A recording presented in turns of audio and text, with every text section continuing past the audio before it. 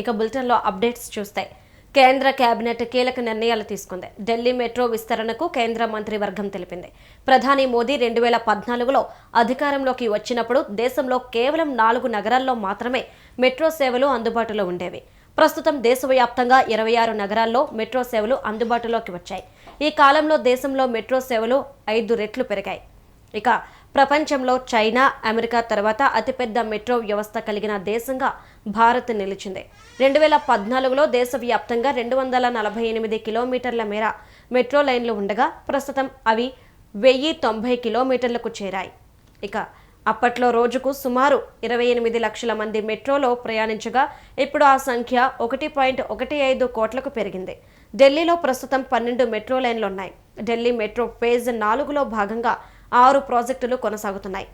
395 కిలోమీటర్ల పరిధిలో విస్తరించిన ఢిల్లీ మెట్రో నెట్వర్క్లో ప్రతిరోజు సుమారు 65 లక్షల మంది ప్రయాణిస్తున్నారు.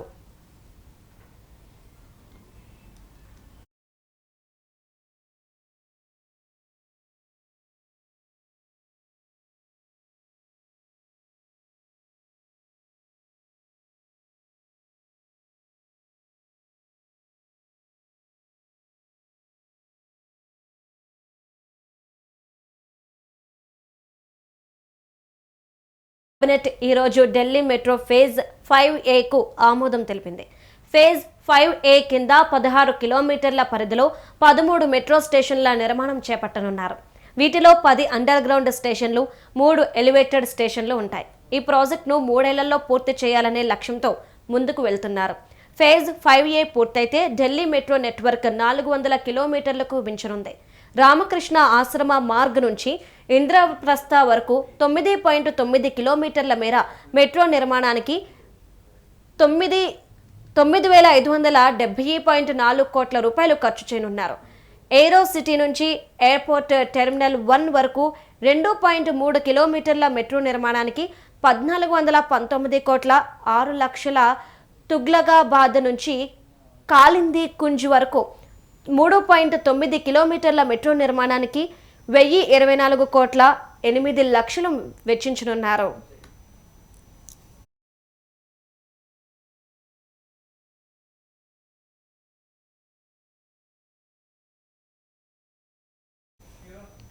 ఈ ప్రాజెక్టు ద్వారా ప్రతిరోజు సుమారు 60,000 మంది ఉద్యోగులు, 2 లక్షల మంది ప్రయాణికులకు లబ్ధి చేకూరనుంది.